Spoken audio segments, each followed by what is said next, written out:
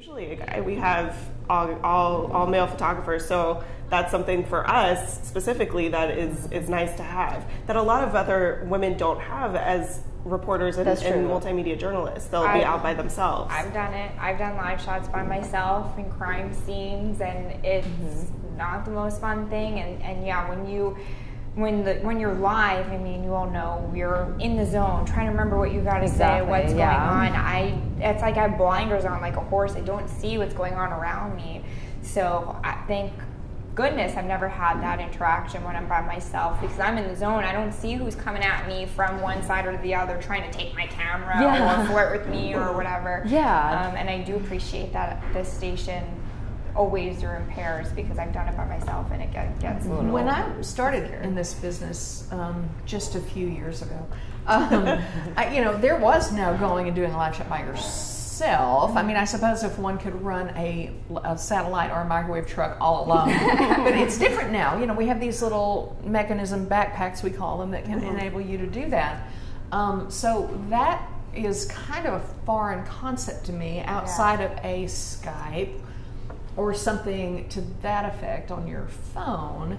But you're right, you are in the zone when you're out there, because you're trying to think of what you need to say to the audience. You're there to report the story, and you're trying to recount that, and there are other ancillary things and people walking around. You know, what happened with you last night, I don't know if you could understand what they were yelling, but chances are you didn't need to understand what they were yelling. The fact that there are two men yelling in your direction is enough to make you lock the doors. But I think, it could be the days of the absolute solo live shot may need to be over. Just may need to be over. There was also another time where I was on a live shot with a photographer, and this guy comes over trying to tell us a story idea that he had, and it was like 2 minutes before our live shot, and then he, before saying anything, literally told us he was on meth and really drunk. And he was he was really, really loud. And I straight up told him, oh, I'll come talk to you, after this live shot. I'll come talk to you. But then he wouldn't leave. And then the show started, and I heard it in my ear. And then I was like to the photographer, you got to do something. And then he physically had to push him away. And I was so worried the entire time, because I was worried that guy was going to punch the photographer in the face or something, because he was really aggressive. And then during the live shot, the people in the back in the station could hear him talking in the background, but good thing he was pushed a little farther away. But I was really scared at that time. I would be too. I think that you shouldn't have to be thinking about that while you're just doing your job. You're sitting there. Your job is literally to tell the audience what is going on, and not have to worry about other people walking up to you, saying things to you. It's really disrespectful, honestly, because you're just there to do your job. And I think that's what people don't realize, because I've seen journalists get berated at political rallies from either side, and just saying, journalists suck and you're fake and not doing, and you're just, imagine someone comes into your office, to your cubicle, and screams at you, you're fake, you're not doing your job, and literally, we just don't work in an office, my office for today is the political rally I have to cover, or my office for today is the, wherever I'm at, wherever you're doing a live shot, and people are literally coming into your cubicle and yelling at you. And I've seen videos of it, especially with the political tensions and the climate that we've got going on right now, and it's just disheartening, because it's like, I don't care what side you're on, this is a person who's just doing their job. That's it. Yeah, and it's a different world in terms of people feeling like they can just do that with no accountability. Right.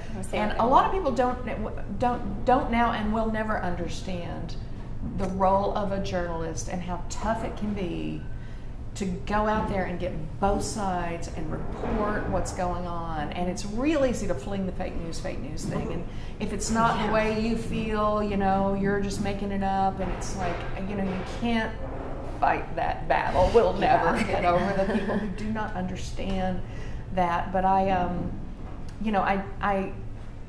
do think that it could be, given the circumstances, if you're at a arts fest or something like that, that may be a little bit different, but literally solo reporting, that may just have to be over, because people people are apt to do anything, and it's not worth our health and safety in our lives. I've been out with female reporters. I remember one time in Columbia, Missouri, a female reporter, and she now works in Tampa. She's one of my dearest friends.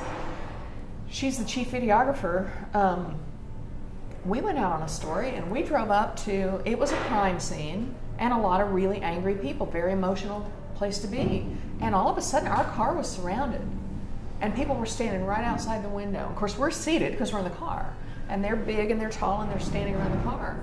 And I'm just like, well, you know, here we go. Well, they just were intimidation. That's so And we finally got out and walked around them, and I was just like, you know, get ready. We may need to defend ourselves here, but we're going to go in there. We're going to get the story, and we weren't live at that time. We just were going to shoot interviews, and we walked right around them, went in, did our interviews, and came right back out. But when I've taught some journalism classes at Missouri State and Drury, and I would grab those videos to show to my students and say, look what happened. Right.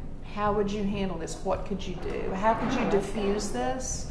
You know, because I thought that I don't want you going into this profession and think it's not going to happen. Yeah. And I wish someone did that when I was in school. Yeah. Show me the comments, show me what happens on live shots. And this was before all the social media, but at least I had found, you know, even if I was watching something on TV and saw something unusual happen, I would try to go back and burn it onto a CD or a DVD, and then I would say, look at what I saw.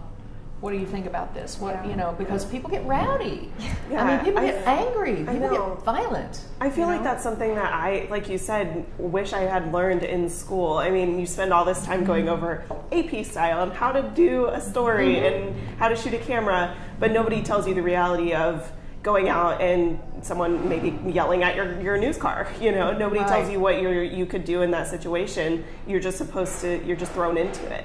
You know. And another thing I think we should bring up is reporting on women's issues. So I know you have reported on like issues like abortion and stuff. So how is it trying to be kind of fair? And do people ever assume that you're not fair just because you're a woman? All the time. I specifically have gotten one phone call kind of relating to the fact that I'm a woman and covering abortion and things like that.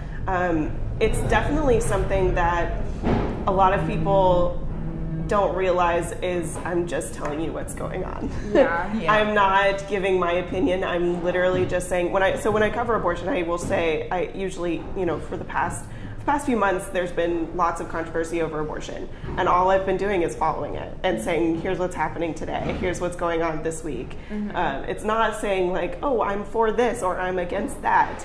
It's just telling you what's going on, and that's people hear what they want to hear. Right, yeah. People hear what they want to hear. Yeah, and they'll make it into whatever they want. And if it was a guy, if it was a man out reporting, you'd have people calling and saying, what do you know about this? You know, where's your uterus? I'm sorry. You understand. I mean, and so you have to be able to, just report what's going on. That's what we're for. But the thing is you have to think about the demographics of where you are. Totally. You know, I mean, people in Missouri, right now, Missouri is a Republican state. And they're all for, you know, pro-life. So covering something like abortion, because I'm a woman, automatically people think that I'm for it, and that's why I'm covering it, and that's just not true. When I went to cover the Me Too rally, like the story is the Me Too rally, so there's nothing else to cover except that rally. So it's just facts about what happened. Right, people will drive by and they'll want to know what's going on, but once you tell them what's going on, they don't want to know it. They think you're biased because of it. They just automatically think you're biased. But it's like, well, this is what's happening, and you know, if you want something covered, then you know, have a rally yourself and we'll go cover it. So I cover climate change a lot as a meteorologist, and there's not that intrinsic feministic, you know, like there's no, you guys have with the Me Too and the abortion, climate change obviously affects everyone, men and women, but, and it doesn't happen often, but I did once get a comment that pretty much said I wasn't qualified to cover it because I was a woman and should be in the kitchen making sandwiches instead. Oh my God. And, you know, so even just that, like, do they take you less seriously because you're covering a controversial issue just because you're a woman? Like, I'm not qualified to talk about climate science because I'm a woman? I like, see a lot of that comments doesn't work that way. I'm sorry. Right, on your page, a lot of comments on your page whenever you post about climate change, and then they say it's fake and your facts are incorrect and stuff. I see that on your page all the time. But the ones who say my facts are incorrect never show me why. Exactly. You know, right. like, You ask them why, and they don't right. respond. Let's talk about it. What do you think is incorrect? Because I took it from the research. We're happy to cite sources. Yeah. People don't want to hear that. Do I understand right that the newsroom gets some criticism over Crystal Quaid and covering? Right. Yeah. And is it because she's outspoken? Is it because she's the only representative? So She's like Democratic. She's the only Democrat in our coverage area. So we always have to, when we want to offer both sides. There are plenty of Republicans to choose from in our coverage area. Plenty of them. But Crystal Quaid is the only Democrat. And so to report both sides, we have to have the Democratic view, and she's the only one to offer it. So we have to. I mean, there's no other choice. So you when want we both give her a sides, lot so. of airtime, people think that we're giving her specifically a lot of airtime, but And that's do not their the case. research to figure out Exactly. why. Yeah. They don't know that there's one and then 10 to pick from. Wow.